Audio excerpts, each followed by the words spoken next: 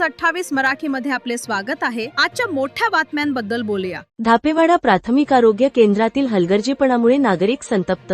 धापेवाडात रात्री उशिरा वाहन न मिळाल्याने एक व्यक्ती पायदळ रस्त्याने जात असताना धापेवाडा येथे क्रॉस रोड करत होता। यावेळी भरधाव मोठ्या वाहनाने त्याला जोरदार धडक दिल्याची घटना घडली। अपघातानंतर संबंधित व्यक्ती रस्त्यावर जखमी अवस्थेत होऊन होता। दरम्यान रात्रीच्या वेळेस युवा सेना तालुका प्रमुख राजा धार्मिक यांना रोडवर एक व्यक्ती होऊन दिसले असताना दिसून आले। त्यांनी तत्काळ त्या व्यक्तीकडे धाव घेतली असता त्याच्या डोळ्याजवळ तसेच पायाला गंभीर दुखापत झाल्याचे निदर्शनास आले। त्यानंतर जखमी व्यक्तीला तातडीने रात्री 12:40 प्राथमिक आरोग्य केंद्र धापेवाडा येथे उपचारासाठी नेण्यात आले। मात्र रुग्णालयात पोहोचल्यानंतर डॉक्टर व कर्मचाऱ्यांना उपचारासाठी तब्बल 15 ते 20 मिनिटे आवाज देण्यात आला, तरीही कोणताही कर्मचारी अथवा डॉक्टर बाहेर आले नसल्याचा आरोप करण्यात आला आहे। त्यामुळे गंभीर अवस्थेतील जखमी व्यक्तीला पुढील उपचारासाठी कळमेश्वर येथील रुग्णालयात हलविण्यात आले। धापेवाडा येथील प्राथमिक आरोग्य केंद्रात रात्रीच्या वेळेस डॉक्टर, नर्स व कर्मचारी झोप घेत असल्याचा आरोप गावकरी व नागरिकांनी केला आहे। 24 तास सेवा असे नाव असलेल्या सरकारी दवाखान्यात रात्री आतून कुलूप लावून कर्मचारी झोप काढतात का, असा संतप्त सवाल नागरिकांकडून उपस्थित करण्यात येत आहे। विशेष म्हणजे पेन्शनधारक तसेच ग्रामीण भागातील नागरिकांना ही समस्या रोजचीच झाल्याचे गावकऱ्यांचे म्हणणे आहे।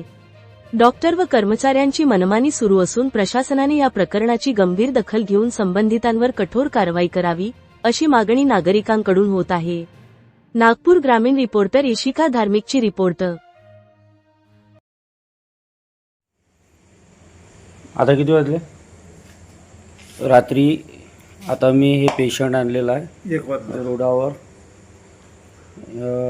पायदळ जात असताना कोणीतरी धडक मारली आणि त्याला पेशंटला मी दवाखान्यामध्ये आणला। हा ताला मारून आहे। हा आहे सरकारी हॉस्पिटल आणि हे झोपा घेत राहतात। रात्री इमर्जन्सी पेशंट असलं काही असलं तरी हे लोक यांना हे आपल्या मनमर्जीने आपला दवाखाना चालवत असतात। धापेवाडा PSC या ठिकाणी हे असे आपल्या मर्जीने काम करत असतात। या पेशंटला काही कमी जास्त झालं याचं जबाबदार हे लोक राहतील। आणि मी युवासेना तालुका प्रमुख कळमेश्वर, मी सामाजिक कार्य ह्या कामासाठी दौडत राहतो आणि अशा सरकारी हॉस्पिटलमध्ये जर असं करत असतील यांच्यावर कारवाईसुद्धा झाली पाहिजे। जय हिंद, जय महाराष्ट्र।